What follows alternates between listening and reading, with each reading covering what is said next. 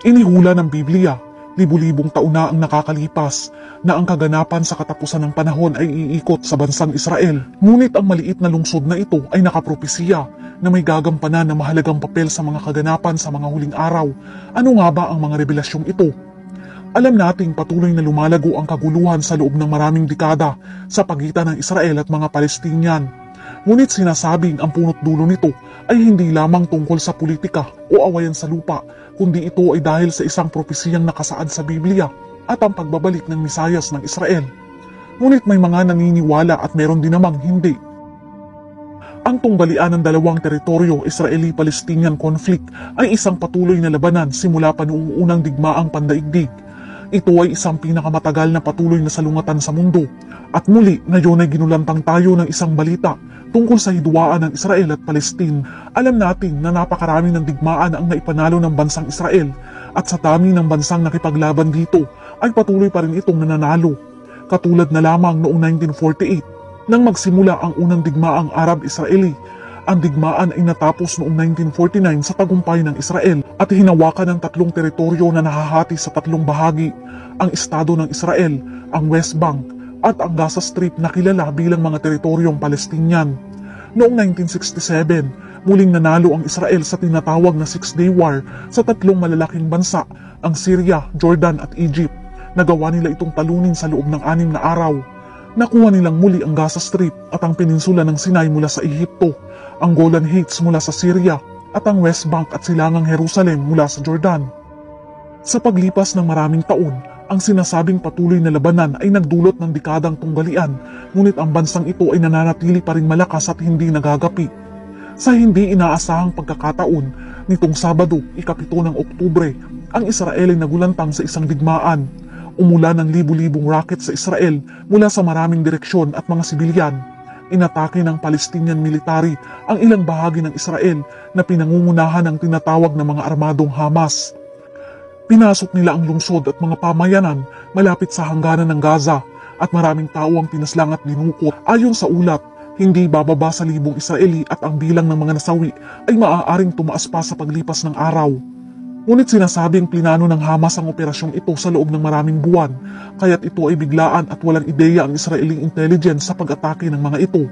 Dinipensahan naman ng Palestine ang kanilang sarili at ayon sa isang balita mula sa Palestine Chronicle, sinasabi nilang sinalakay at nilapastangan ng mga Israeli ang Al-Aqsa Mosque habang sumasamba ang mga Muslim. Ito ang dahilan kaya't inilunsad nila ang isang operasyon na tinatawag na Al-Aqsa Flood, kung saan ang unang strike ay mahigit 5,000 rocket sa loob ng 20 minutes. Ang Al-Aqsa Mosque ay nasa loob ng Old City ng Jerusalem. Ang lugar sa paligid ng mosque ay kilala sa mga Muslim bilang ang Haram al-Sharif at ito ang ikatlong pinakabanal na lugar para sa Islam. Para sa mga Muslim, ito ay pinaniniwalaan na ang lugar kung saan umakyat si Propeta Muhammad sa langit. Para naman sa mga Hudyo, ang lugar na iyon ay lugar kilala bilang ang Temple Mount. Ang Temple Mount ay pinaniniwalaan kung saan ang itinayo ang una at ikalawang templo. At ayon sa hula ng mga Hudyo, ang third temple ay kailangang muling itayo sa lugar na iyon at inaasahan nila ang pagdating ng kanilang Misaya. Sa kabuuan para sa Palestinian at mga Muslim, ang muling pagpapatayo ng third temple sa lugar na iyon ay isang banta at problema sa rehiyon. Sa kabila ng pag-atake sa Israel, hindi malabong isipin ng mga tao na sa tagal na panahon ay maaaring matalo ang Israel isang araw. Kung titingnan natin ang bansang ito ay napakaliit lamang. Sa katunayan, kung ikukumpara mo ang Israel sa Pilipinas, ay halos kasing laki lamang ito ng Central Luzon.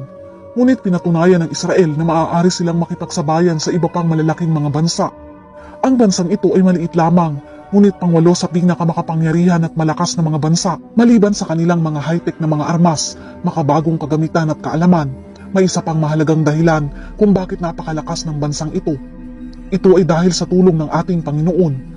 Paulit-ulit man silang sinasakop ng ibang mga bansa, ngunit hindi nagtatagumpay ang mga ito laban sa Israel. Ang Diyos ay patuloy na pumuprotekta sa bansang ito. Higit sa lahat, dahil ang bansang ito ay meron pang gagampanan sa mga huling araw, kaya't hindi pwedeng mawala ang bansang Israel. Inihula ng Biblia na ang mga kaganapan sa katapusan ng panahon ay makikita sa bansang Israel. Sa Biblia, halos 2,500 beses na nabanggit ang Israel, kaya ito ay napakahalaga at napaka-espesyal sa Diyos. Malinaw na malinaw sa kasulatan na sa lahat ng mga bansa sa mundo, pinili ng Diyos ang Israel bilang isa na kanyang makakasama. Sa Isaiah chapter 44 verse 1, "Gayunman, dinggin mo ngayon, O Jacob na aking lingkod at Israel na aking pinili." Sa Deuteronomio chapter 7 verse 6 to 8, "Kayo ay bansang itinalaga kay Yahweh. Hinirang niya kayo sa lahat ng bansa upang maging kanyang sariling bayan. Pinili niya kayo at inibig, hindi dahil mas marami kayo kaysa sa ibang mga bansa. Sa katunayan, kayo pa nga ay pinakakaunti sa lahat. Pinili niya kayo dahil sa pag-ibig niya sa inyo at sa kanyang pangako sa inyong mga ninuno. Ito rin ang dahilan kaya niya kayo iniligtas sa kamay ng paraon sa pamamagitan ng kanyang kapangyarihan." Ang Israel ang bansang iniligtas ng Diyos mula sa pagkaalipin sa Ehipto, ang bansang pinagkalooban ng Diyos ng lupain ng Kanaan. Pinili ng Diyos ang Israel at mga sinaunang Israelita dahil pinangako niya kay Abraham na ang kanyang mga inapo ay magiging isang dakilang bansa at sasakupin ng lupain ng Kanaan. Pinagpala ng Diyos si Abraham at ang kanyang mga inapo dahil sa pananampalataya nito sa Diyos. Pinagpala niya ang Israel dahil sa pananampalataya at pagsunod ni Abraham, ngunit nilinaw niya na hindi ito dahil sila ay dakila o matuwid. Ang isang mahalagang punto na dapat tandaan ay ninais ng Diyos na maglingkod ang Israel sa Kanya at maging isang pagpapala sa ibang mga bansa. Sa kasamaang palad, tinalikuran ng sinaunang Israel ang Diyos. Malimit nilang iniisip na sila ay nakakahigit sa ibang mga tao. Maliwanag na nakaligtaan nila ang babala ng Diyos na kailangan nilang sumunod sa Kanya at tuparin ang tipan na ginawa nila sa Kanya upang maging isang espesyal na kayamanan sa Diyos higit sa lahat ng tao. Sa Deuteronomio chapter 28 verse 1 to 2, "Kung lubos ninyong susundin ang Panginoon na inyong Diyos at gagawin ang lahat ng utos niya na ibinibigay ko sa inyo ngayon, gagawin niya kayong nakakahigit sa lahat ng bansa rito sa mundo. Kung susundin niyo ang Panginoon na inyong Diyos, mapapasa inyo ang lahat ng pagpapalang ito. Higit sa lahat, ang pinakamahalaga, ang Israel ay pinili upang ipanganak ang ipinangakong Misaya. Alam natin na halos lahat ng kaganapan sa Biblia ay naganap sa Israel. Mula sa kapanganakan ni Hesukristo, ministeryo, at dito rin siya namatay at muling nabuhay. Siya ang pinakahuling katuparan ng pangako ng Diyos sa Israel.